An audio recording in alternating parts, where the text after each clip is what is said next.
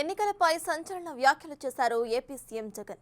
ఎన్నికల షెడ్యూల్ కాస్త ముందుగానే రావచ్చని, గతంలో కంటే 15 నుంచి 20 రోజుల ముందుగానే ఎన్నికల నోటిఫికేషన్ వచ్చే అవకాశం ఉందని ఆయన అన్నారు.